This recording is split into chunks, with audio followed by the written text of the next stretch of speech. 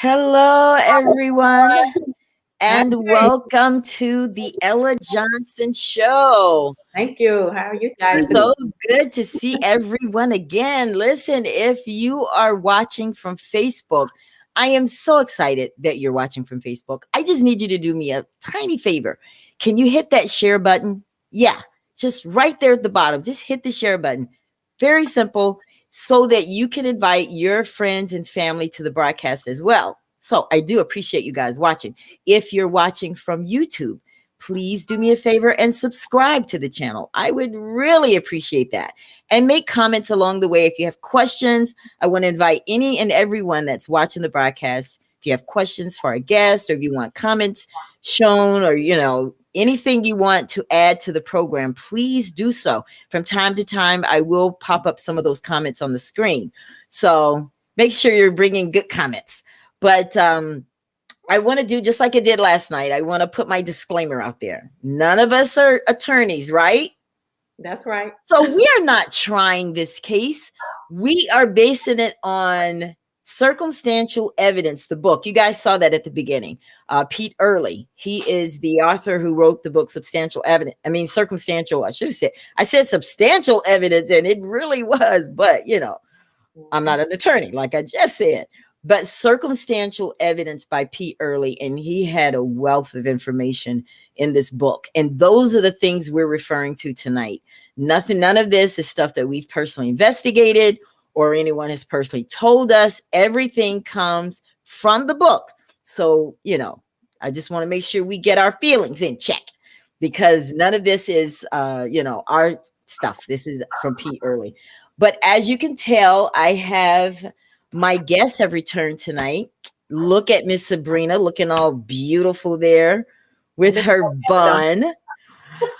I am so excited that you guys came back. Unfortunately, Pastor Chip was not able to join us tonight, but we wish him the best. I know that he supports the Ella Johnson Show, so I'm very excited about that. But we have Sabrina joining us again. She's a mother of 5. Her husband is a retired U.S. Air Force. And Sabrina has been elected official on Human Relations Commission. Yes. She's an elected official on the Human Relations Commission. Yes. Right. District 3, Mobile, Alabama. And that's really awesome, because those are the people that really look out for the people that have been wronged. Mm-hmm. So we appreciate it. And also with that, an elected public relations officer on district. Okay. As well. And she's well known for civil rights, because she is the activist with no filter. Welcome to the Ella Johnson Show again. Thank you. Thank you. Awesome. Then we have Minister Anthony J. Clauso. He has become a regular on the Ella Johnson Show, and we are excited to have him. He is a father of 6 between he and his wife. They have 6. That's a basketball team. Excellent. Right? The more the merrier. I'm just, he has the 5 plus the 1 to switch out. I'm with that. Right. He has the alternate. Well, he's a father of 6 with his wife, Vermonica, and he is the president and CEO and founder of the Anthony J. Clauso Percussion Academy. Welcome again to the broadcast, Anthony. Oh, thank you for having me. All right, guys, we have a lot to cover tonight. So I just want to put it out there. We want to get to all of it. So I need you guys to do me a favor, and we're going to make sure that we're kind of concise with everything tonight, so that, because we could talk all night. I know I could, but we don't want to be talking just to ourselves, right?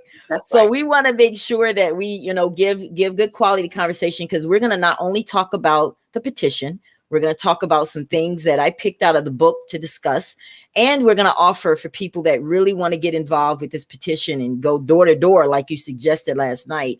I want to put something out there to get people excited about it, because I really, really want to cater to our youth. I think, because I know when I was young, I got involved with political things, even though I didn't know what I was doing. I just was put out there, but they used us. And I think that's good. It's healthy for kids to understand this political process early, so they don't become like some of us, where we just don't want to do anything. Right. But so we have a lot to cover. But the first thing I want to do, and I want both of you to do me a favor. I'm going to ask 2 questions before we get into the book and some of the things that, we're going to talk about. Before I do that, though, I don't know if my guests know that Johnny D, before he died, he was very involved in this process. He didn't just get out of prison and just go home and just lay there. No, he got involved. In fact, the same year that he was released, he actually spoke to the U.S. Senate Judiciary Committee. Yeah, on performing the death penalty, reforming the death penalty. I think that's good. I think that's good. I think people need to know that he was very involved in doing that. He was trying to get them to change it. He was trying to educate people about the death penalty. He was trying to collaborate with students and community groups. So he was out there, Anthony and Sabrina, doing things to make this better. He didn't just go home and lick his wounds. He was like, no, let's make this better. In fact, right now, Equal Justice Initiative, they're actually putting things out there and they're using Johnny D's story to try to reform our system too. Because I think Alabama definitely needs some reforming, Sabrina. Yes. Yes. Right? Yes. Definitely needs some reforming. I think the people watching this broadcast would agree. For so now I have two questions for you guys because there's some things that bothered me today. Now, I'm not going to call any names because I'm not going to put anybody on blast because that's just not what I do. Right. At least not yet. I'm just saying. Just never know. That old devil might get in me. Right. But I am concerned about how the church perceives this civil rights. Now, I want to pose this question to both of you, and I want you to think about it, and I want you to respond to me in 2 minutes or less, okay?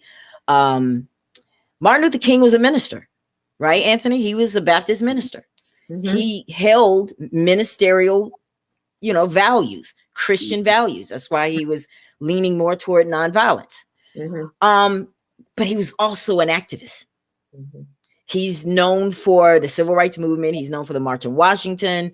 And I'm just a little concerned about what is the church's perspective on civil rights today that you guys think. I'll start with you, Sabrina. Well, I can only speak for the city I live in at the moment. Right. And that actually is great that you asked that question because that actually has been a topic not too long ago here in Mobile, Alabama. I believe it was a group that came from Birmingham. I don't know if you guys seen the Facebook post during the holidays where they had the criminal tree, where the sheriff had posted pictures of people that are Black people that are actually incarcerated in the Mobile County Jail, Metro Jail. They made a Christmas tree and was taunting the people that were in jail. And so a group of protesters from Birmingham came and they protested in front of the jail here in Mobile, Alabama. I believe that was in January. And they actually called out the ministers. It was actually a minister and his church that came from Birmingham. And they actually were calling out the ministers and calling for them to, be more active and where the voices were. However, I would say this, living in Mobile, Alabama, it seems like the Black church has a powerful voice. They always have, because even with the slave, in the slave era, that's what kept the faith and kept people strong. And I think there's definitely a missing part with the Black preachers. And I can only speak for this city. They are involved in a lot of politics. We have a lot of Black preachers and churches involved in politics, but they don't. It's sort of like they are not. They're afraid to cross that threshold because maybe they will touch some nerves, and maybe they won't get, the reaction that they choose to get. Maybe they won't get enough money in the collection plate, all kinds of reasons. So, but I would say this as well, that it's some information I found out. I don't know if you guys knew it, but do you know during the civil rights era when Dr. Martin Luther King was marching, do you know that the Black preachers in Mobile, Alabama actually stopped him from coming here and they denied his entry into Mobile, Alabama? That is a part of factual history. So the Black churches here and the Black preachers stopped him from coming to this city to protest. He actually never came to Mobile, Alabama because the Black preachers stopped his movement from this city. That is a part of a factual history. And matter of fact, Frederick Richardson, He's a black city councilman here in Mobile, Alabama. He is Miss Johnson, he's a very a man that has a lot of power in this city. And when I tell you he is a black activist and he has a lot of kickback from the Caucasians here. He's been on the city council for 19 years. He's running for mayor this term coming up, and I am one of his biggest supporters. We are very, very bonded, and he has several books out. One is called The Genesis of Here and Now, and that information about the black preachers is in his book, in his biography. Wow. Did you know that, Anthony? Actually, no, I did not. So this is a great information. I've heard that happened in Monroeville also. So when you said it, I was like, oh my gosh, because I had heard that happened in Monroeville, that they denied him to come there as well, said they didn't have any problems. Wow, right. That's a whole different show. I don't want to go off on that tangent because I think that's very good information. Well, yes, ma'am. Well, I guess my point is, speaking of the black church, like, if you don't allow one of the strongest black leaders to come through this city, then I'm not sure about how the trust is now with the voice. I'm not sure, because nobody addresses that issue within the church. And there may be a lot of black people here that don't even know that information, actually. Wow, that is, I think that's, wow, that's a different topic.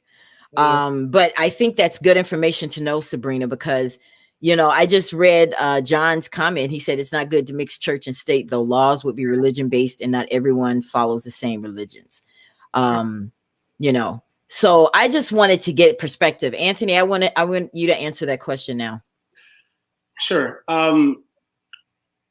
So I can only speak for the community and ministerial that I'm actually a part of here in Chicagoland. I don't want to be just, you know, from a general perspective, but what I can say here, we are very much social justice oriented, right?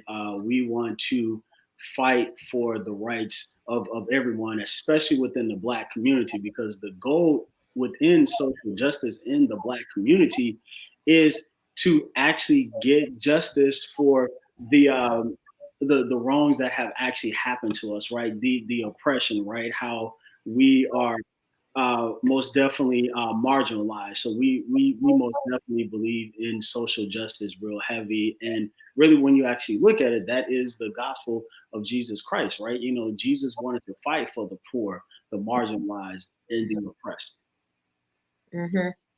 Okay. Well, the reason I wanted to ask that question is because I did reach out to some ministers, because what we talked about last night, we all agreed that, let's get some ministers involved, especially some young ministers. Maybe we can get that going, because we're just kind of following an example of what worked in the 60s.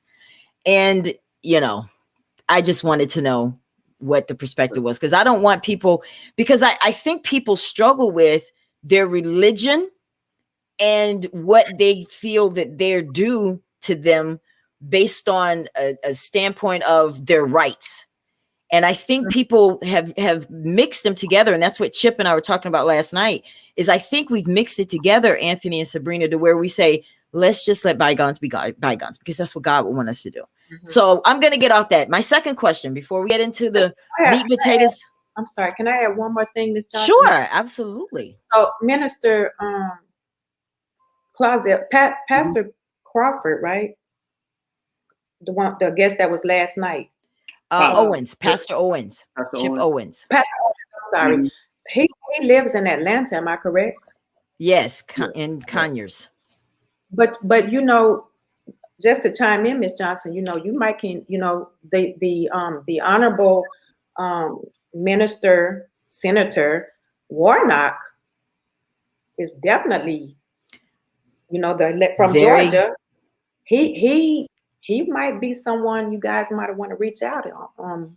Well, you part of us, you guys. So, we're in this thing together, sister.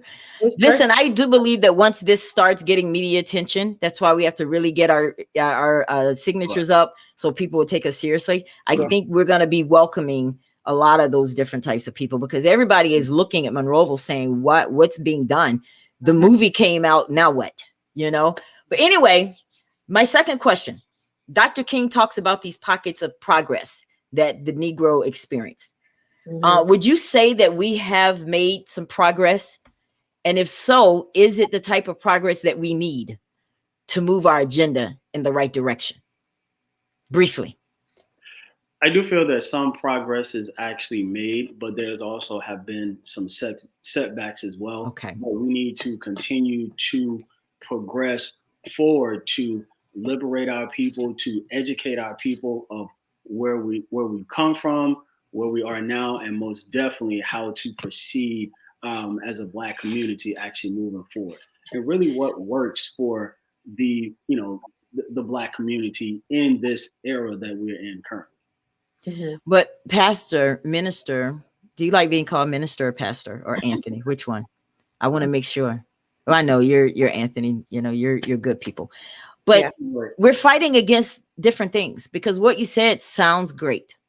It sounds wonderful that we educate people, but people are living in this real world, making real decisions. And when they're faced with whether to do what's easy or do what's hard, we tend to choose what's easy. I'm not getting involved. I'm looking the other way. Don't bring that into my house. I don't really believe we're not in slavery times anymore, but we're still in a position where we're not able to make the decisions in our government and all this stuff that we need to do that helps us. So I'm still troubled with what else do we need to do, because I think we have made progress. I do. I think that we have a long way still to go. And I'm trying to figure out why has it halted somewhat, Sabrina? Why do you think it has come to a point where we're fighting amongst each other more than we are with other stuff? Or do you think we're fighting against each other? Well, when we talking about fighting against each other, are we talking about politics? Are we talking about street justice? No, I'm not talking about street justice. I'm talking about we can't seem to agree. Not saying we have to always agree on everything, because even back in Martin Luther King times they did. I'm talking about we need to get to some point to where we can say, okay, we're here. Okay, now let's move. But we're still fighting stuff that we should have gotten over by now. Well, amongst ourselves. Yes. I'm just going to say this, like I said, I've learned a lot being, here in Alabama, but as a whole, we have to look at, we are from the South. All of us on this panel are from the South.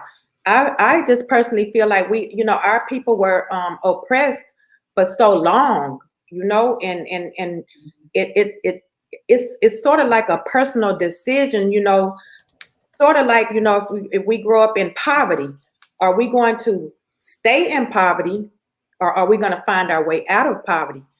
A lot of successful people, Black people, grew up in poverty, but some of them found their way out and some of them didn't. So I feel like we were just so oppressed for so long that it's hard to break a cycle, and some of us have been fortunate enough, as myself and others, to break that cycle, but it becomes a personal journey. It becomes a personal choice. And then, I face that all the time. And, I find myself, in the community here in Mobile, Alabama, to uplift. My focus is not on the ones that are successful. They are there. They think they're there because of financial success, but some of them are still mentally unsuccessful because they're ugly to others that are not successful. So my thing in the said a mouthful then, and you just going on, girl. Listen, let's process that. Right. That is my thing in this community is doing my own soul searching, because I am a blessed woman, a Black blessed woman, successful mentally, physically, spiritually, financially. But I will not let that define me, because I still have to go out here in society and let my people know, listen, you are who you want to be, not who they label you as. And you have to change your mentality. We have to change our mentality, and we have to go out there and go through the struggle because Caucasians, not all of them. When I say Caucasians, I'm not talking about all Caucasians. They know who I'm talking to and about. They want us to stay in an oppression mental phase, because they know internally we are the powerful one. God knows he created us. We're the Bible says, Minister Clausia, you're more apt to the professionalism quoting the Bible, that the top will be on bottom and the bottom will be on top in the end. And I truly believe he's talking about the oppressed people, is what I believe. If I'm wrong, you can correct me on that.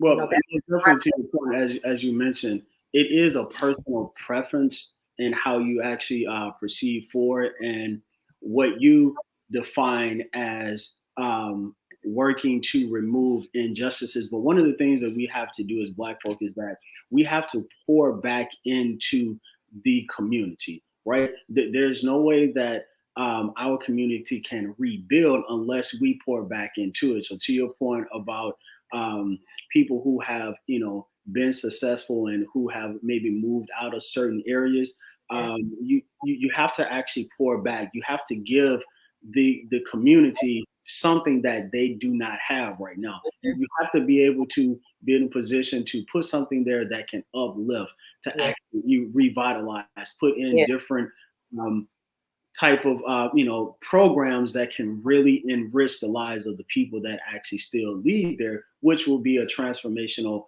process to move them forward. Yes. And I agree with all of that, but there are definitely challenges to that too, but we're not going to focus on that tonight. But for those of you that have been wondering about Bertha Morrison, Bertha is the mother to Rhonda Morrison. Now we're going to get into some of this Johnny D information, because I think we're going to share some stuff with you guys tonight that some of you probably don't know about what happened in this case, especially if you did not read Pete Early's book, Circumstantial Evidence.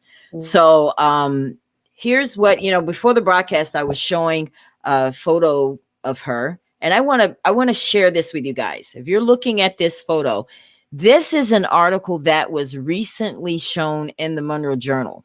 This was back in December 2020. So it's pretty recent. And apparently Bertha Morrison is still looking for answers.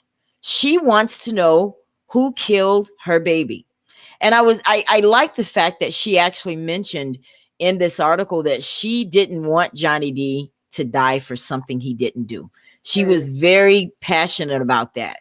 She was hurt that, because I can imagine that she was probably like, okay, I'm going to miss my daughter. No matter who did it, it's not going to bring her back.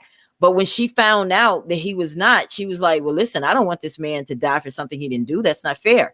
She said that. Now, I pointed out some things that I caught in the article, because the article was pretty lengthy. It was like 2 pages. But there's some things that are, relevant to our conversation tonight. She said it was a big screw up for my child. Those are her words in the article. She also said that they, meaning the Monroeville Police Department, they knew us and had been involved with us, but none of them came and talked to us. So now she's starting to feel like they don't care anymore, because she said that once Johnny D was released and the charges were dropped against him, she felt that the police were not as responsive anymore. It's like they've just forgotten. She and her husband made trips to Montgomery. She is still calling people. In fact, in the article, she gave a number to call if people have any information. Well, I called that number today. And she said it's been 34 years, 1 month, and 23 days. So I did call that number today, guys. So 3348. It's in that article. And it goes to a voice message that says it's full. The voicemail is full. So I'm like, of course, I'm not going to settle for that. No, let me go to the internet and find another number. So I call that number, and the lady tells me, this is what I'm talking about, people. And this is why it's so important for you guys to understand. This is why we have to fight, because your system is broken. And it's even more broken for African Americans. Real talk. Yeah. And when I called back, I said, listen, I'm having a little difficulty. I call that number and it just goes to a voicemail and it's full. So if it's full, that means whoever is manning that number is not checking the messages. So I'm not going to just leave a message because it won't let me anyway. So I need another number. She's like, well, ma'am, this is what got me. She said, well, ma'am, just call periodically. Maybe you'll, what? I had just gotten my salad from Wendy's. I had to pull over. I said, what do you mean just call whenever? I said, what if I had information about this case? Wow. What if I had information? What if I was on my deathbed? And because I can't get through, you know, and I just said no. And she was like, ma'am, okay, I'll try to call and get back to you, you know, that type of thing. You know, they give you the runaround. I'm not going to let it go. But what I'm trying to say is that we have to be that proactive in this situation. If we want to make a difference, nobody is going to come and solve this for us. Nobody's going to say, oh, you want the petition, just go through and you want to say, they're not going to do that. We have to do the work, Sabrina and Anthony. We have to do this. So we come on these shows so that we can look in our cameras and encourage the people watching these broadcasts, go sign the petition, share it, talk to people, not because we don't have anything else to do, but because it is the right thing to do. And sometimes it's the only thing you can do at the time. So right now, this is what we are given. We need these petitions, people. Don't hesitate. There's no hesitation. Nobody's going to come and burn a cross in your yard because you signed this petition. Okay. We need to do something, because what if a Johnny D happened again in Monroeville? What? Why wouldn't it? You have some of the same people there. Why wouldn't it still happen again? Have we learned? Have we made anyone learn? So this is what I'm talking about. This is the kind of stuff we deal with when you're dealing with some of these agencies in Alabama. Now, I'm not saying it doesn't happen in other states. I'm talking about Alabama because we're talking about Alabama tonight. So what do you guys think about that, Anthony and Sabrina?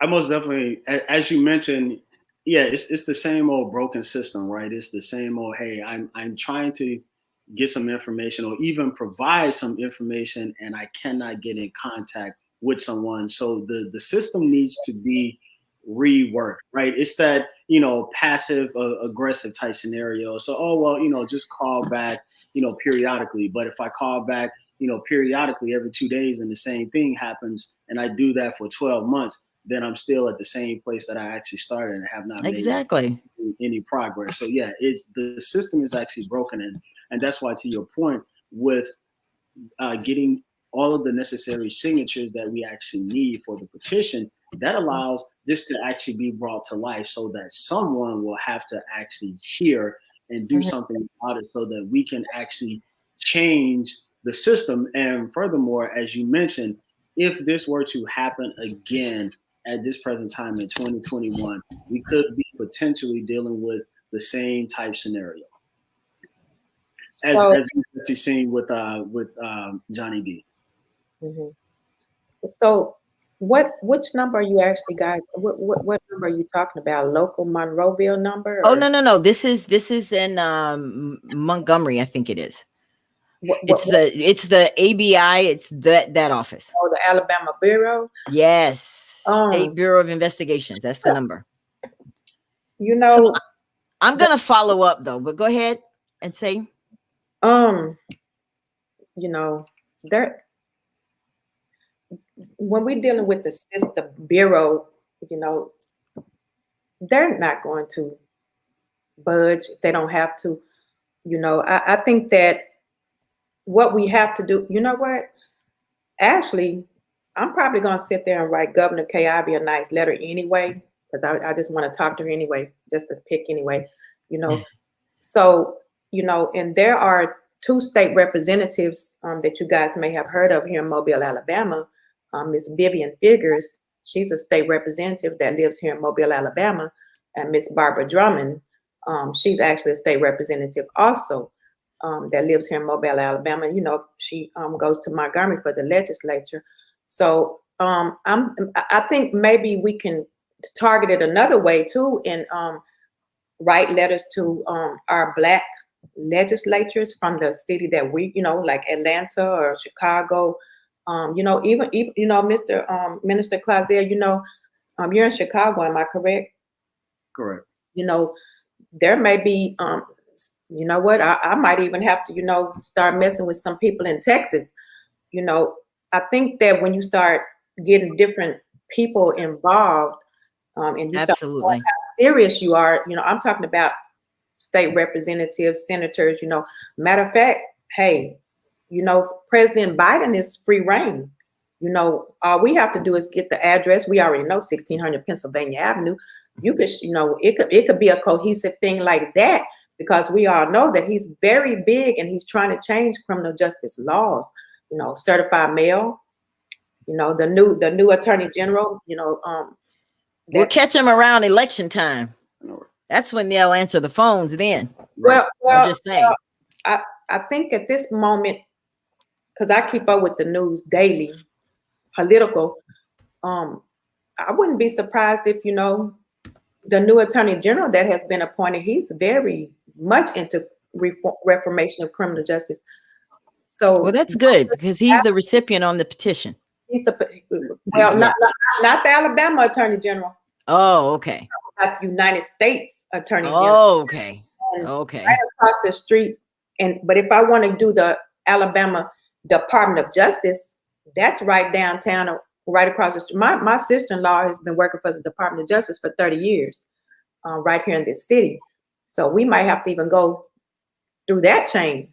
Okay, well, we'll definitely talk about that stuff and put a very good plan together so that we can start moving things. But when you're going to talk to these agencies, Anthony, don't you think it's better if we instead of having 100 signatures, at least have 1,000? Looks a little better, so that's why, guys, sign the petition. And I think, just to kind of net it out specifically, as we're talking about this piece as it relates to Johnny D, is that you have to be at the forefront of change if you want change to occur. Change is not going to happen by sitting idly by and actually being passive. You have to be in a position to affect change. Mm-hmm.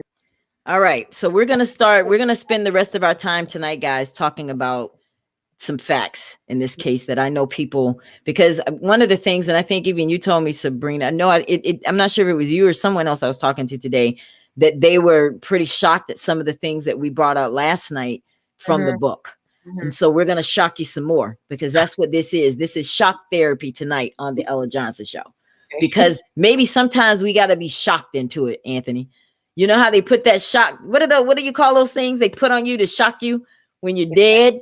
Electroshock, defibrillator. That thing.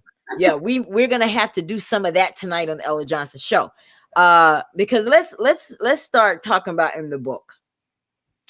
Tom Tate came in after a time. He wasn't there like at the beginning of everything. He came in and everybody was kind of like trying to fill him out and see where he was and what he was thinking. Well, he came in like the new sheriff in town. You know how they have that when they first start, they're going to do all of this. He made a vow that he's going to get rid of drugs. Anybody, we're going to run them out of town, Anthony, he said, in Monroeville. You're doing drugs here, we're going to ring your slap out. Well, Johnny D was on their radar. Okay. They wanted to get him. Now, when he came in, and they brought him in, and he's here with the murder of Rhonda Morrison. Mm-hmm. He raised, after he went to all these different meetings, $18,000 in reward money. Now, I want people that are watching this broadcast, if you are from Monroeville or if you are anywhere close by, so close that you can smell the smoke. Mm. When was the last time they raised $18,000 for the murder of anybody black? Mm. I'm not trying to be messy. I'm just trying to send a message. I want y'all to think about that. $18,000. And I was looking for it in the book, because I'm going to probably ask Pete this. What happened to that $18,000? Or even raise $18,000 to support something that's Black initiative that's trying to better the community in Monroeville. Mm-hmm. Say that again. You can raise $18,000. Or even. So if they were to raise $18,000 to put a reward out for Rhonda Morrison, to your point, when have they raised $18,000 to do and affect any change within the Black community of Monroeville? That's a good point. I mean, you just totally twisted my question to the right way. I like it. You're right. But I want shock therapy to take place tonight, because I want people to really think about how you are seen in your town. This is important, because this helps you make better decisions on what you're going to fight for or what you're going to lay down for. Okay, because this is how you're perceived. $18,000. They really wanted to find the killer. So he was very sure, based on the book, he was very sure that $18,000. Oh, somebody's going to say something. Oh, we're sure that we'll get the killer now. Well, it was dry. They weren't really getting things. And when he came, this is another thing in the book I want everybody to understand. This shocked me here when I saw this part, Anthony and Sabrina. They said that the people in Clausel, because he refers to Clausel a lot in the book, people in Clausel heard that this Tom Tate used the word nigger, but it kept none of this was enough. None of this was enough to keep black voters from electing him. Ooh, that took a minute, Anthony. Oh, that took a minute, because we knew that he was this type of person, racist, and we elected him over and over. Now, I need y'all to talk to me about that briefly. Now, I will say to some of the people in the black community defense, they did speak to one person based in the book, and it said that they were like, listen, if we were going to just not vote for anybody that said the N-word, we'd be running half of them out. In other words, that was common in Monroeville. So we had to pick somebody. They're all the same.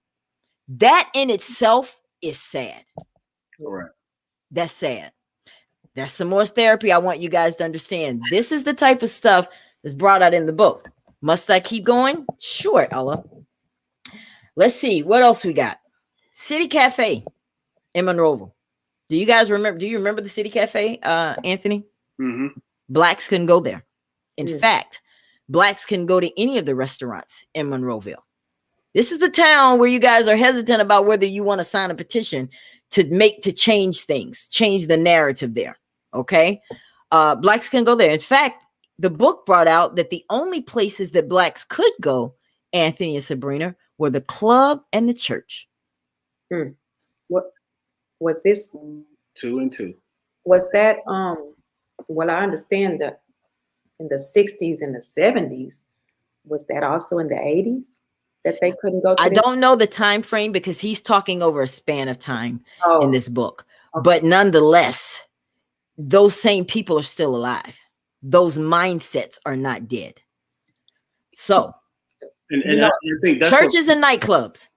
Right. And that's what Pete earlier is actually trying to bring out in that specific piece, right? And to your point, he didn't go into whether it was 84, 86, or 1990, or even 1995. I think what he was actually trying to do in his defense was basically do a generalized statement to say, hey, you had this side here was what's in the black neighborhood. Yes, because he references my neighborhood tremendously in there. You know, we kind of talked about some of that last night, but then he's trying to draw the conclusion that, hey, there's this whole other side over there that Rhonda Morrison was actually a part of, and the two did not even intersect. I mean, he's even went so far as to say that there was actually fear from Rhonda Morrison and her friends that they wouldn't even set foot in the community. It was kind of like a no, you don't go there, as if, you know, as soon as you step foot across a specific line, there was going to be a firing squad, for an example. Right, absolutely. Because he talked about how Ernest Welch was the only white man that actually went into the black community. And that's because he collected for Hinges. Correct. But I'm glad you said that, though, Anthony, because I wish I had someone from Monroeville that I could ask this question.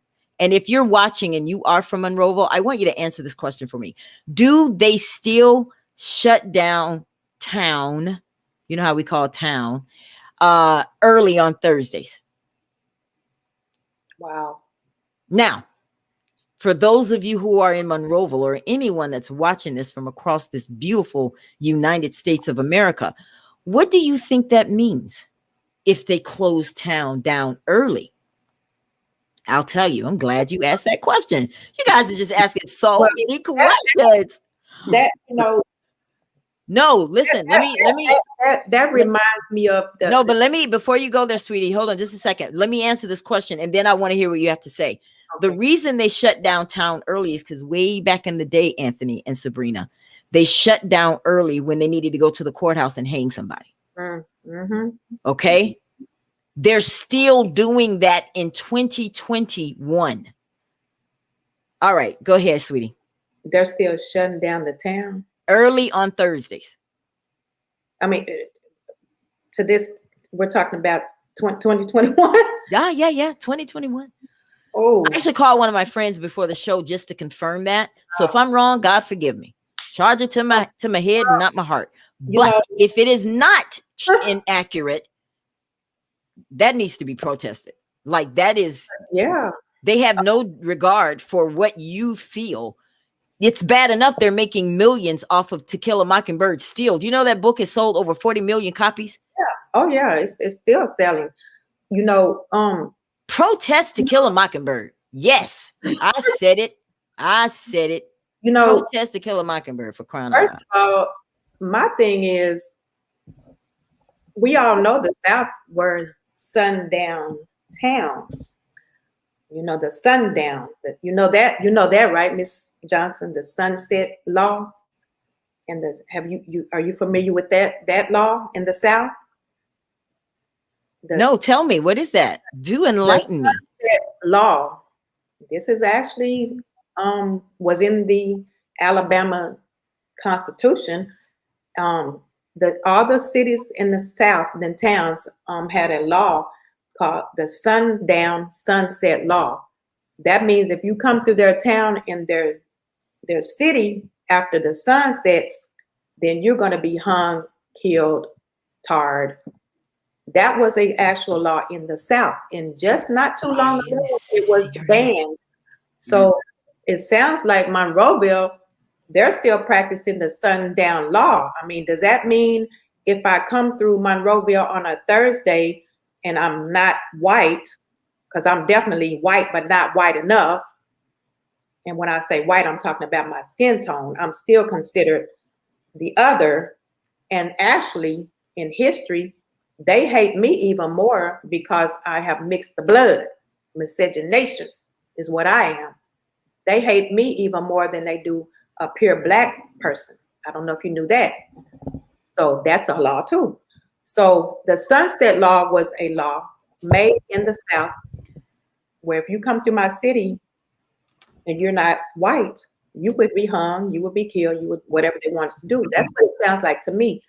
That has to definitely be questioned, that Thursday, whatever. And also, may I say this as well about the electing of the sheriff? You said, why did the people, the man said the N-word and they still elected him? Just here in Mobile, Alabama, the current mayor, I know him very well, Mayor Stimpson. I'm not saying he's a bad man. I'm not saying that he's racist. None of those things, because I can't say he is or he isn't. I'm not going to say either one.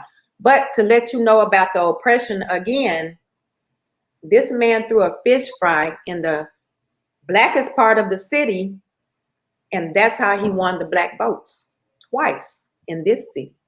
And we had a current Black mayor that was a mayor for 2 terms, and because he went to the Black side of town, threw a fish fry, brought in some Blues Tucker or somebody, and he got the Black votes. So here we are again in this new generation talking about the continuance of oppression.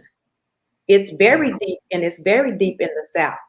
So it's going to take a lot of mental changing, and it's hard. It's not easy. It's very sounds like it. It's very hard.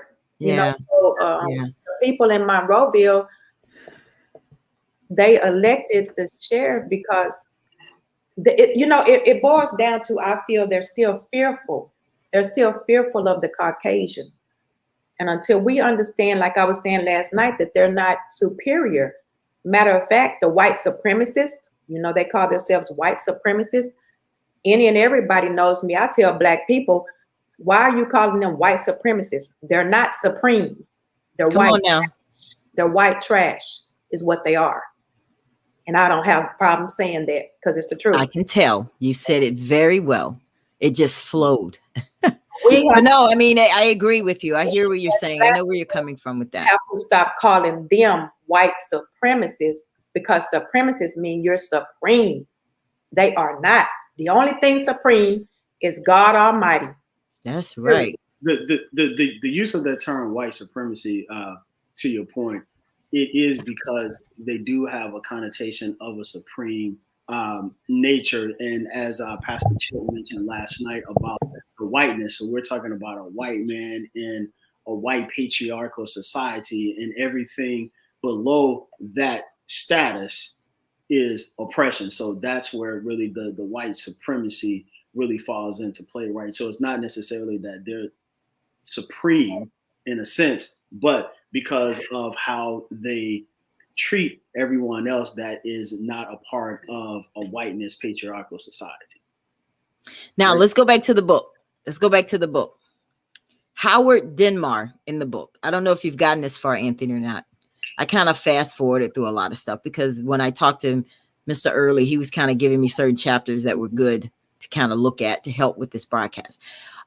He's the guy, that's a pseudonym for a person that was a suspect in this during this time, okay, who is Caucasian. And he said that he saw Rhonda's killer run from the cleaners. So the police believed him at first. Yeah, they believed him at first, so much so that they hired a hypnotist to see if they could get more out of him. But guess what? They couldn't get him to go on in the trance. You know, whatever it is, you're supposed to go to sleep or what, they couldn't get it. So they just said, you know what, the heck with it. He got upset about that and started launching his own investigations. Now, this guy was very close to it, Anthony. You guys remember when Preston was on the show and he was talking about how this guy was always in the police face, and all this guy is the character in the book. Now, he also said he used to go to the City Cafe a lot and talk about this case. He would talk about the caliber gun that is a .25 caliber. He said, I know it's a black man because it was a .25 caliber is for blacks. And whatever the other one is for whites, because the .25 is cheap. So it had to be a black man. Really? Now, I want to go right into this because this one is going to take us through the rest of the broadcast. Johnny D's arrest. We saw the movie, Just Mercy. We saw that they pulled him over. He was in his truck. That was true based on this book. The language was totally different than what's in the movie. Based on this book, that didn't happen like that. So let me share with you guys how they broke it down in the book. After he got arrested, they were arresting him. So he was saying, Johnny D was saying, man, what you arresting me for? And Tate didn't say anything at first. He asked him again. And he said, sodomy. And Johnny D said, soda what? Right. He had no idea what that meant. Tate told him that means you're screwing a man in the you know what? Okay. So there's some discrepancy in the book and what really happened based on Tate, being fair. He disagrees and says that he denies that this happened. But based on the book, it says that JD said that Tate threatened him, used racist words. And so Johnny D at this point is thinking he was trying to find drugs. Remember what I told you earlier? He was going to be the big man in town, get rid of all the drugs. So he thought he was going to find drugs on Johnny D. And Johnny D thought that's what it was. Yeah, he's just mad they didn't find drugs on me. And he said, I need to say this exactly like it sounds. Now, I don't curse. I don't like to use profane language. But I have to get the point across because we're doing shock therapy tonight on the Ella Johnson Show. Okay. These are his words. And I don't want to, I don't want anyone to be offended by what I'm about to say. I'm reading a direct quote from the book. Okay, minister? Pray for me. Pray for me as I'm talking, all right? Let the Lord just close his eye on this one. All right. This is what the book said. This is what Tate said to Johnny D as he's arresting him. You goddamn nigger. When I tell you to shut your goddamn mouth, you quit asking questions or I'll put one of these bullets through your goddamn head. Shock therapy. That sounds about right with Tate denied it. Tate denied that's true. So that's something that even Pete Early acknowledges as being something that may or may not have happened, because there's not. Now this is the next part, because reading through this part right here is so key, guys, because it didn't come out in the movie.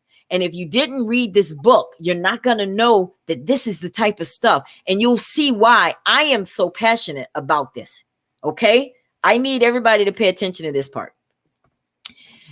After he's arrested, they left the truck in front of the police station. His truck, Johnny D. They brought the truck on and put it in front of the police station. And Johnny D was still asking questions like, what are you guys doing me like this for? Even as he's handcuffed, like, what's going on? And one of the deputies said, and he said it in a hushed voice.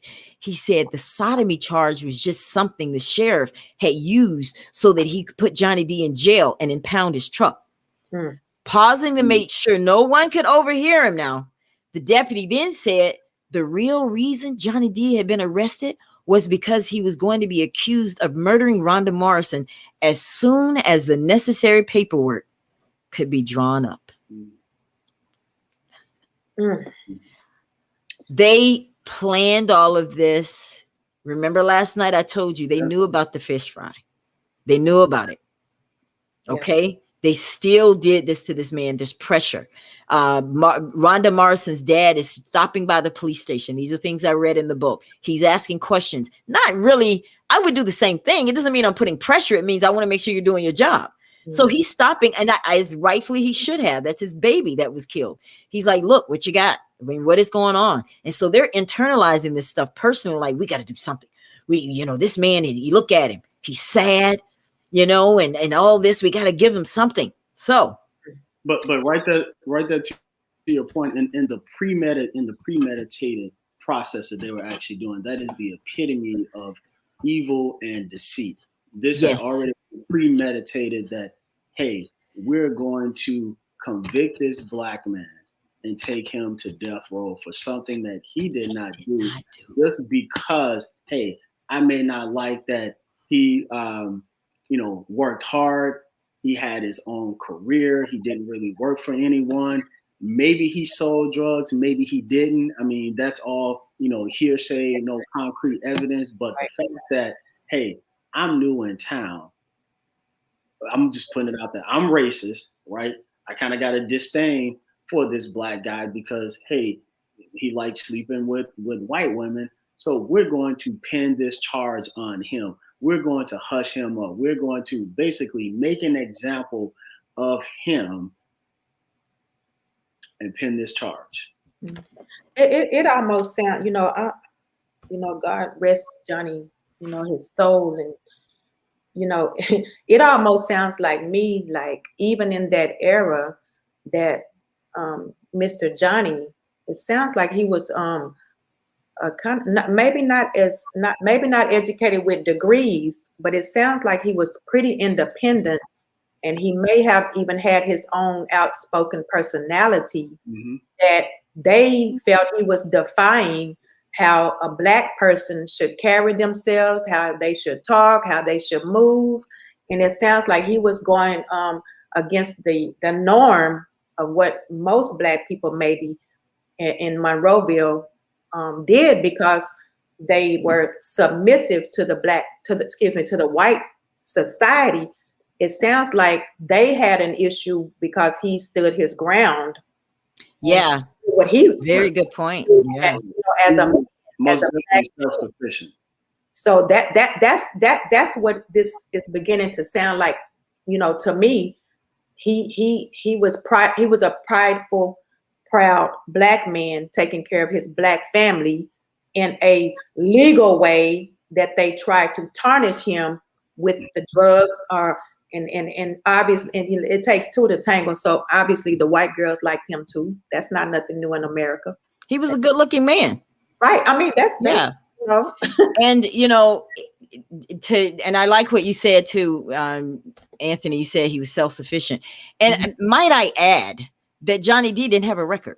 He was not your typical, he's not someone that you would just go seek for. I can see if you got somebody with a long list of a laundry list of stuff going on their record. He didn't have that.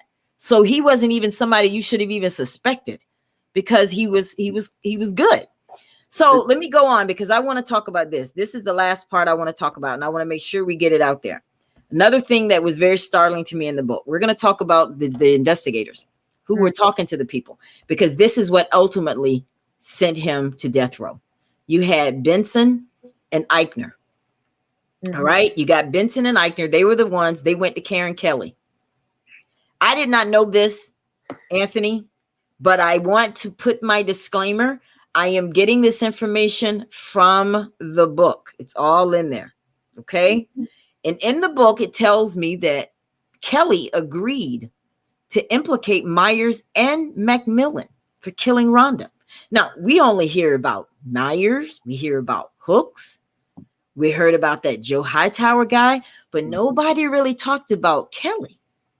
Now, I thought, wait a minute, isn't she's the woman that he was in a relationship with. Oh. She's the one that, she was a married woman and her divorce was very public.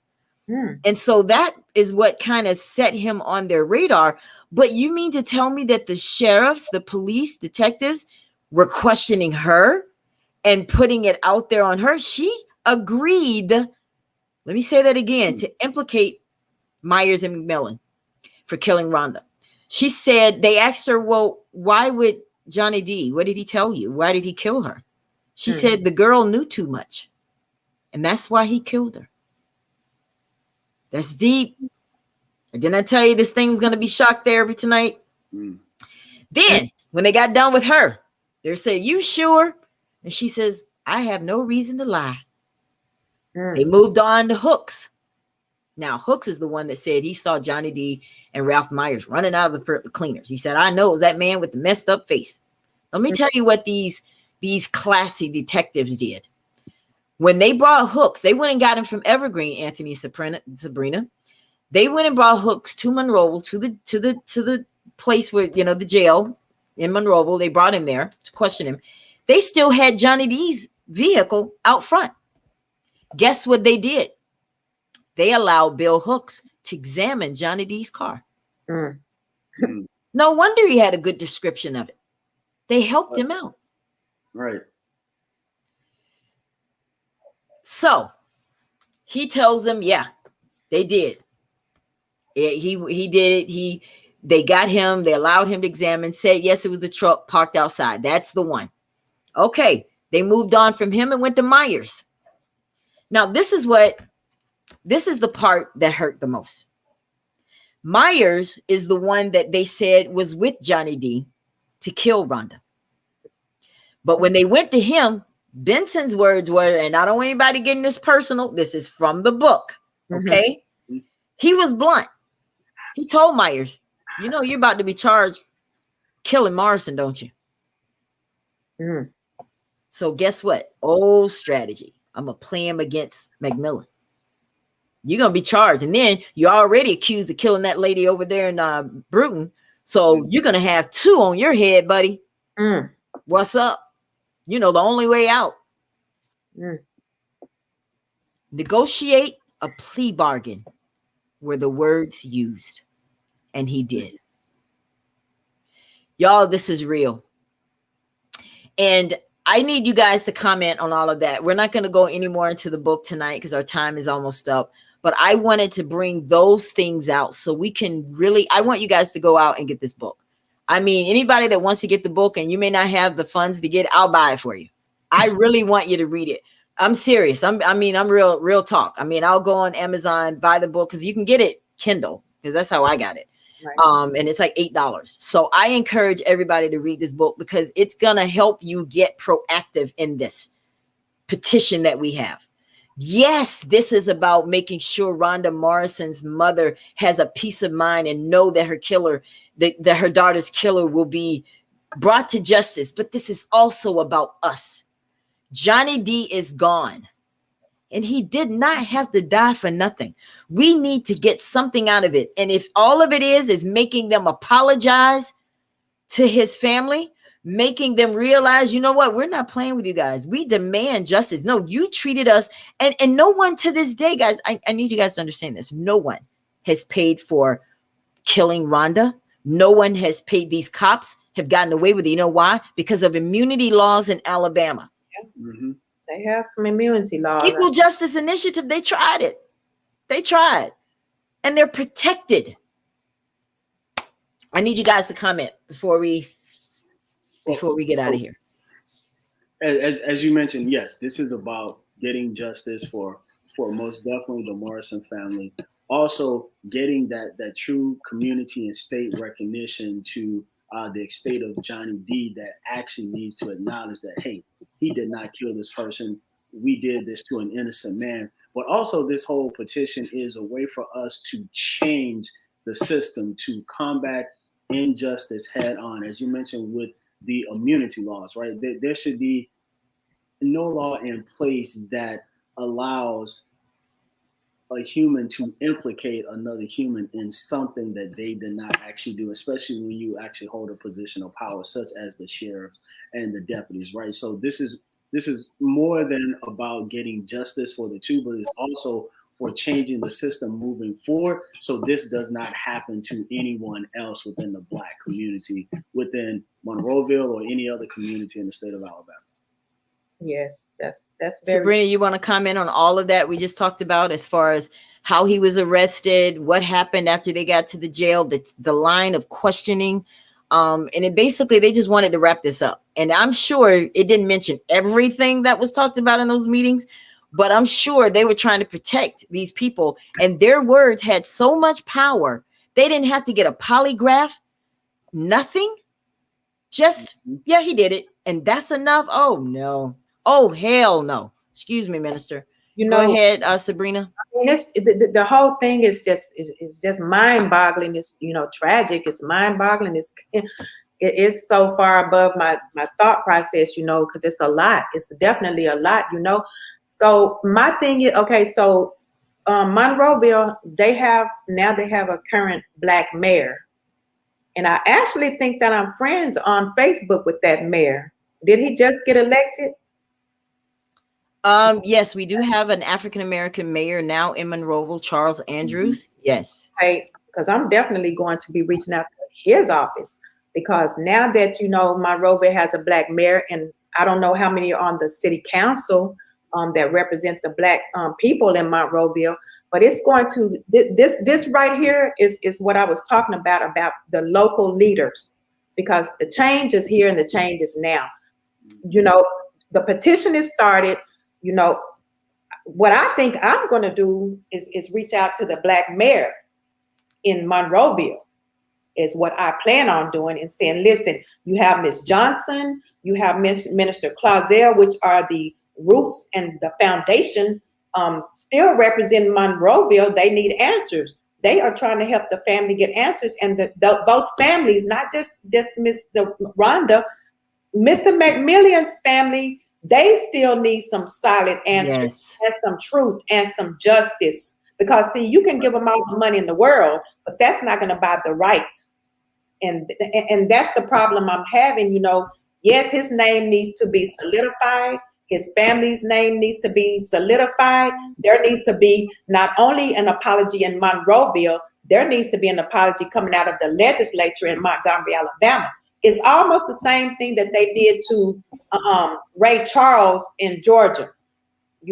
Some years later, they rectified his name when they did him wrong during the civil rights era. So I think that it's going to take, and I really don't think it's going to be as hard as it sounds at this point, because I think it's just going to take some pressure. And I'm good at pressure. Pressure is my thing. It really is. Well, I think it's going to take a lot of that, Anthony. And that's a lot of what you and I were talking about last night. It's going to take a lot of that, because we're just like to be just so stale and just like, well, let somebody else doing. No. Nobody else is going to do it. We have to do this. This is our fight. Right. We have to step out of our comfort zone and preach. See change become. And I'm also going to Ms. Johnson reach out to Councilman Fred Richardson here, that the one I was talking about earlier, about this situation, and I'm going to request that he join in, and possibly him contact the mayor of my, Yes, very good idea. you know, I love it. that's what I have so many things that I'm brainstorming, you know, right now, because like I said, you know, yesterday, I get full of things, but it all comes together eventually because God puts it all together like a collage, and it looks very beautiful at the end, you know. So I also want to say, you know, Miss Johnson, thank you for being an advocate for the family and for Black America, because you don't have to take this stance. There's nothing for you to gain from this besides peace and joy and understanding for the people that are hurting.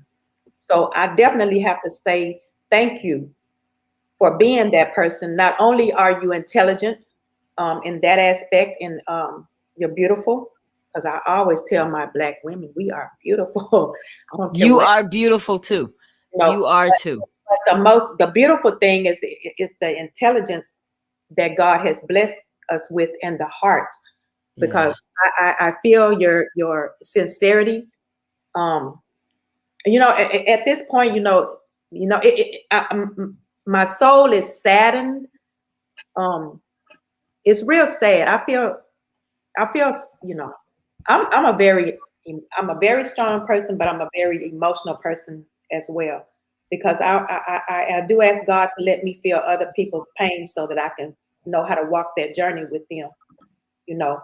And Minister Clazel, like I was saying, you know, thank your family obviously for being a part of the history of Monroe. Yes. You know, and you know, and another thing, Mr. You know, Clazel, Minister Clazel, you know, your family sounds like they have a little foundation and some pull in the Black era in Monroeville. But you He's know, smiling because he well, knows it. he's smiling. But what I'm trying to tell Minister Clazel, you know, I know you, Use it. I know you are God's people, because you are where you are.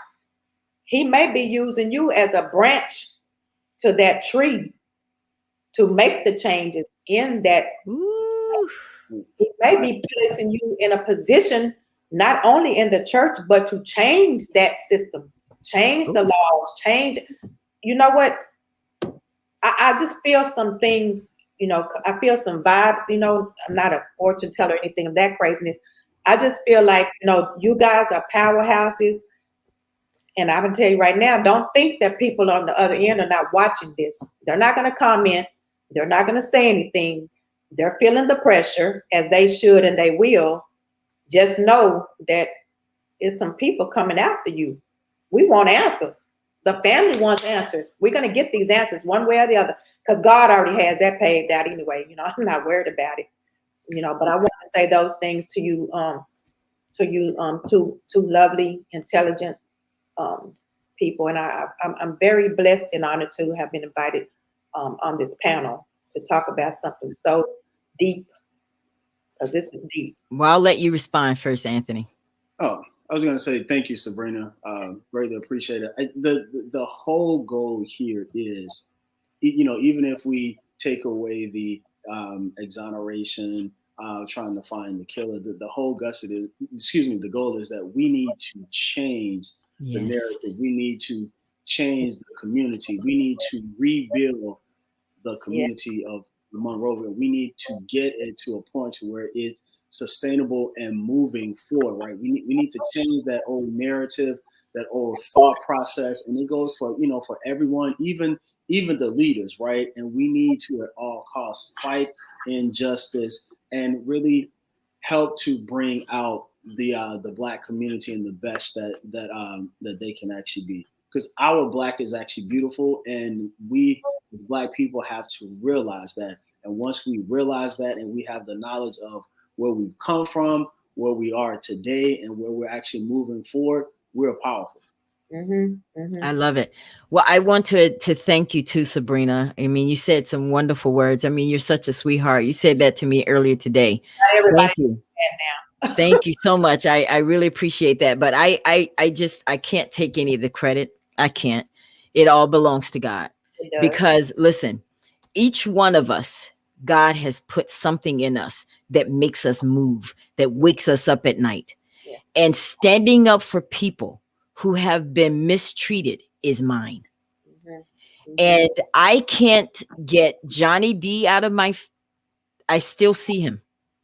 I still see him. He's unctioning me from the grave. And I have to respond to that. That's not just nothing. There's something there. And we have to finish the work he started, Anthony and Sabrina. He was on the right path, but so much of life had been taken out of Johnny D from the system. We cater to a system that killed our brother. I know early onset dementia is what they said, but I saw the video. I saw the words that came out of, I heard the words that came out of his mouth. I looked at his eyes as he was speaking on that video, and I will never forget it. He was dead inside. He was tired. And he didn't do anything wrong. This man was about his business, doing what he was supposed to, making a living for his family. And I'm sorry. I understand that God wants us to forgive. And he wants us to love those who despitefully use us. I get that. I've done it my whole life. But there comes a time when you have to fight. This is it. And I'm not talking about a physical fight. I stand by Dr. Martin Luther King's stance on that. We don't believe in violence. But I do believe that our vote is our voice. And I believe that you have to let people know we are not taking this anymore. Don't just talk it. Don't just put stuff on posts. I get annoyed with people that just talk all this game. You're afraid of what? You know what? I did this motivational message one time about a tiger toothless. We look at the system as a tiger. It scares us. It makes us think you're going to lose your job. You get out there protesting with this concerned citizens things if you want to. Okay? We're going to get rid of it. That's a tiger. There's going to come a day that you're going to open his mouth and he has no teeth.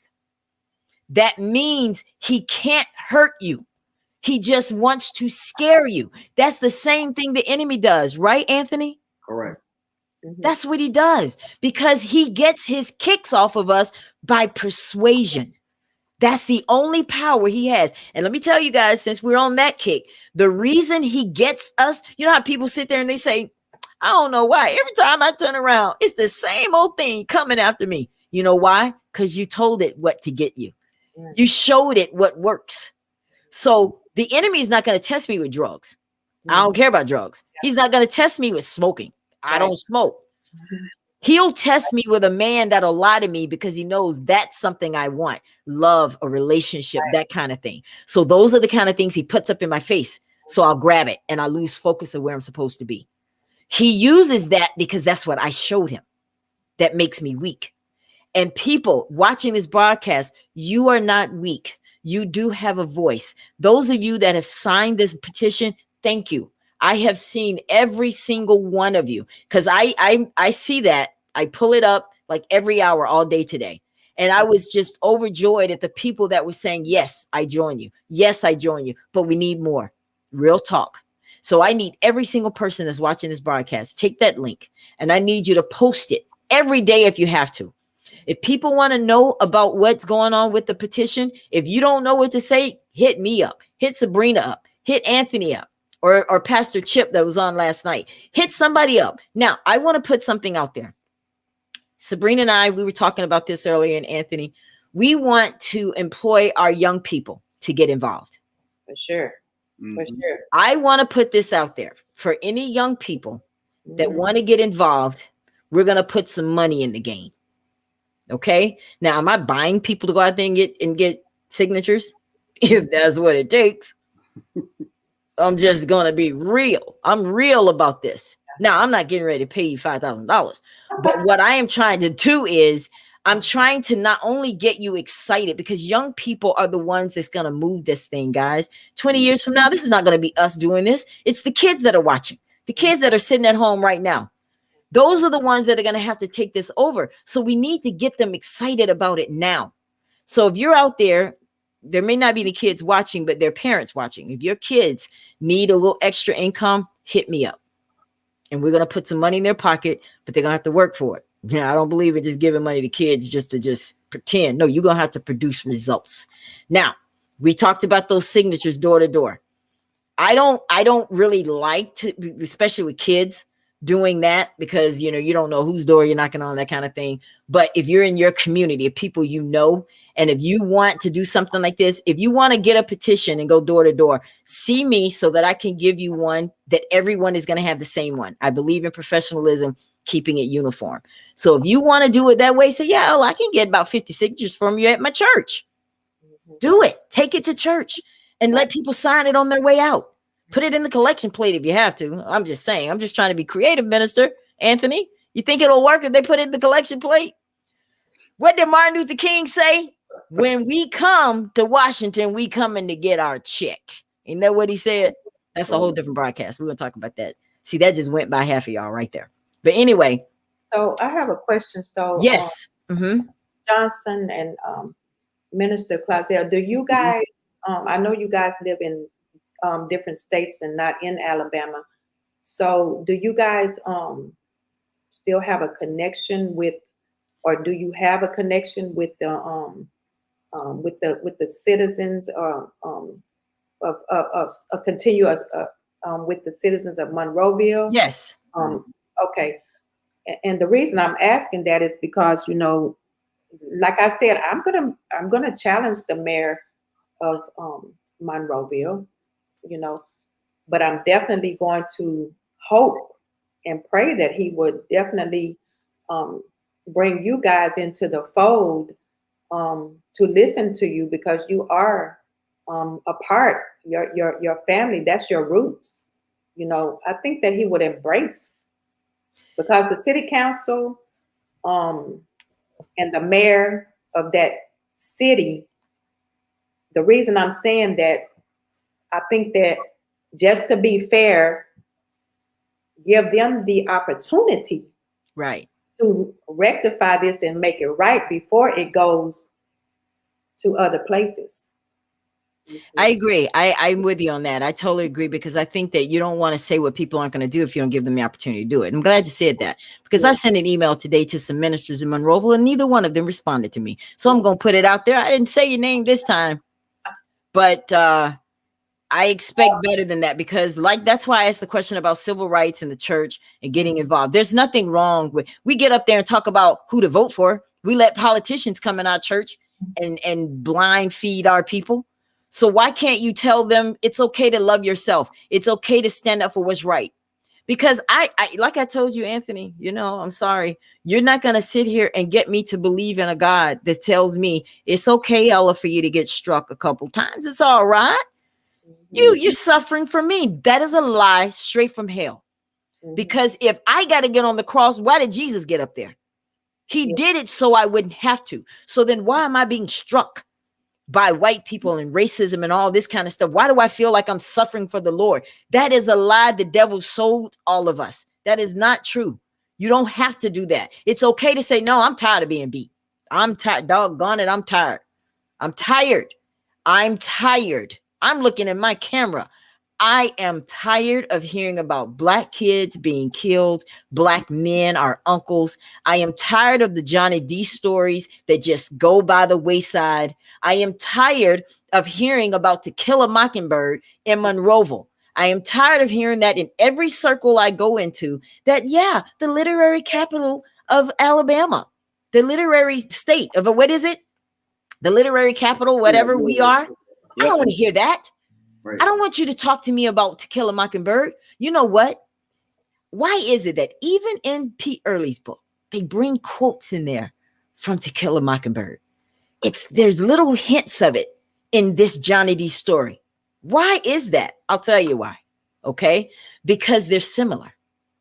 And To Kill a Mockingbird, all right, is setting a precedent for you guys to say, if you mess with our white women, this is what's going to happen to you. Okay.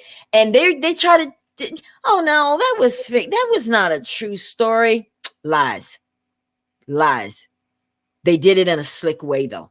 And now it's celebrated all over this country. Well, it's time for them to say, we're not taking that anymore. There are Black people that live in Monroeville, and we have made some advances too. You know what they talk about? You know why they call the Alabama the literary place? Because of Harper Lee and Truman Capote. Not because of Cheryl Tucker, isn't that her name? Cheryl, that's a great journalist, writer. You don't hear them talk about her. She's from Monroeville. We have to talk about it. So I challenge, and I'm looking at my camera because just in case people from Monroeville, police department, anybody, politicians, I'm looking at my camera and I'm talking to you. We're not going to stop. Okay. We're going to get these signatures that are needed, and we're going to demand change in Monroe County. Period. You guys have any last words before we get out of here? Actually, you know, To Kill a Mockingbird, you know, the story, it actually is has brought the actual rape, wrongful conviction to the forefront with the white lady. As actually, to me, that's a sequel. That's a sequel book to the false. Well, if you want to look at it this way, To Kill a Mockingbird, actually, you can look at it this way. Yeah, we're telling you if you do this, this was going to happen to you when you do this to one of our white women, and it happened because it happened to Mr. Johnny. So we can look at it like this. So y'all gave us a pre-warning about this will happen, and you did do it. So what are we talking about here? We're going to do the scales of justice are now unfolding with that book. That's what that really is. Right. Kim Abney, thank you so much for reminding us. He said Cynthia Tucker is a Pulitzer Prize winner. Correct. Where have you seen any of that when they talk about Monroeville? Y'all don't hear me. And we're not elevating her, right? We're not bringing her to the forefront from a Monroeville perspective, being a part of the Black community, right? I get it. You know, Harper Lee, she also won a Pulitzer Prize, but we have to elevate our own Black people. We have to bring them to the forefront. The image caption that you had at the beginning of the show that was done by John Martin. If Harper Lee To Kill a Mockingbird has a mural, I can't remember the location of it. Why can't we support John and paint that on a mural in Monroeville to represent Johnny D? And hey, if you need some young Black artists to do that, they would come down there and do that for free. Girl, listen, Anthony, were we not talking about this last night about putting that on a mural on somewhere? We're going to find it and we're going to make a statement. And when they have this history celebration of To Kill a Mockingbird, we're going to be there too, and with our signs. And you know why? Because all of America is going to be there. So they're going to say, well, why we got all these people over here protesting against To Kill a Mockingbird? And I'm going to be so ready to talk to the cameras and let them know why. That's what you got to do. Real talk. When you guys get ready to do that mural, just tell me ahead of time, because I have some absolute well-known artists in this city that do the murals downtown in this city, black artists. And we'll have to definitely get with Jonathan, known as Computer Works. We have to get, permission from him, because he did grant us permission 3 months to use that photo. Because brother is he's doing well with his paintings and stuff. He's very talented. Shout out to you, Jonathan. But he has to approve that. But I wanted to use his photo during this entire time talking about this. What better than to take someone local and put his work for the world to see? That's just how we got to do it. And that's how it's going to be. Does anyone have anything else to say? Guys, listen, I want to say to everybody that I don't want anyone to be offended by anything that I have personally said or anything that's presented on this program, because we have to stop being so scared of every little thing. They say, the old people say, scared of a shadow. Well, we can't be that way, because if we want to effect change in the areas that are necessary for Black people to move forward, it's going to be uncomfortable. Brene Brown, I love her quote. She said, you could choose comfort or you could choose, I just went blank. What did she say? Y'all, I say it every time. Y'all can say it. I don't know. You did say that. I did say it. It'll come back to me. I just lost my train of thought. I'm going to get it. But go ahead. I want you guys to say something before we get out of here. Yeah. Go ahead, Minister Claudia, because you're always on point so quick. Don't make him blush. I got to find this. You know, this honestly is it is a movement, because we are trying, as I kept mentioning tonight, change the narrative, right? We're trying to remove the injustice, and we're trying to elevate the Black community of Monroeville, and also rebuild that community as well. It was thriving, and it can be thriving again. We just need everyone to help with that. Mm-hmm. Mm-hmm. You know, well, like I said, you know, earlier, you know, this is definitely an endeavored effort, you know, by you, Ms. Johnson. I feel like, you know, this is a thing that what we call prayer time. And I feel like the answer is already there. You know, it's about enduring when it's time to go forward. Absolutely. Anything that's worth fighting for is going to take some courage. It's going to take some strength in all areas, mentally, sometimes physically. Oh, yeah. Oh, yeah. But we're in it. We're in it for the long haul. Now, this basically ends our 2-part series for the Johnny D update. This was our update that we have this petition. So you're going to probably start seeing this in the newspapers. You may even see this, you know, that's why it's so important to get the signatures, because then we can say, look, we have 1,500 people already signed this petition. We have more coming. We are not playing.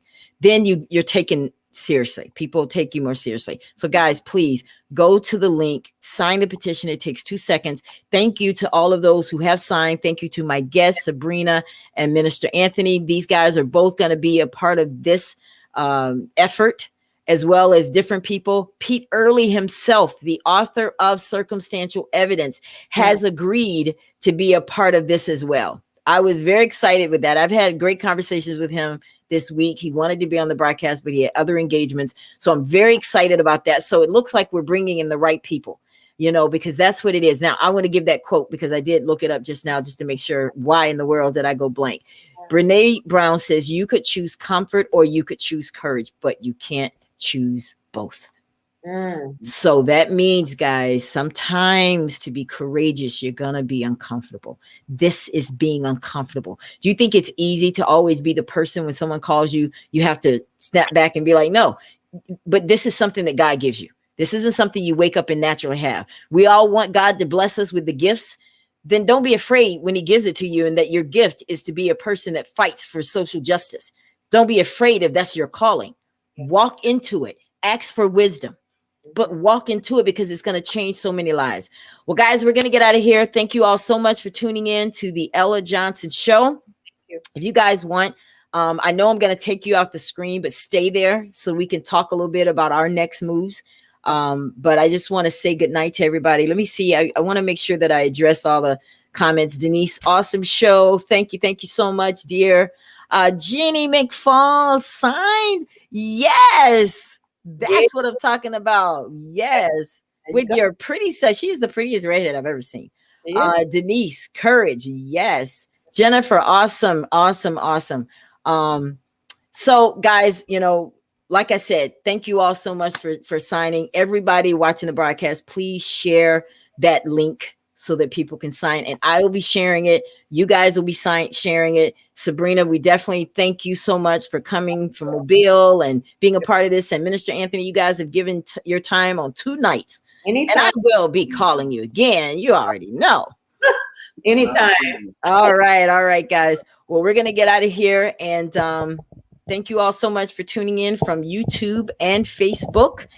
And we will see you next week. I have to travel to Alabama. Maybe you can come to Monroeville tomorrow, Sabrina. I'm going to be there tomorrow and Saturday. See, I just put my business out there on Facebook. Actually, tomorrow I have an armed officer assignment this weekend that I have got to do tomorrow. Well, we'll catch up next time. But yeah, we're going to definitely get together. Okay, next time. Sure. Mr. Claudia, I had a question. Are you do you broadcast your sermons live? You know, with the social media and do you have so all of our stuff is actually pre-recorded. It's Gorham United Methodist Church. Chicago, Illinois. G-O-R? Gorham, Gorham, G-O-R. Right. United Methodist. Correct. Okay. And it's actually on my page as well, on my Facebook page. I got to request you. All right, guys. Well, we'll see you all next time right here on the Ella Johnson Show. Again, thank you for tuning in. Share this broadcast, and we'll see you next week. I don't know what my subjects are going to be next week. You just have to tune in to find out. All right, everybody. Have a good night. Good night. Bye. Thanks for tuning in to the Ella Johnson Show.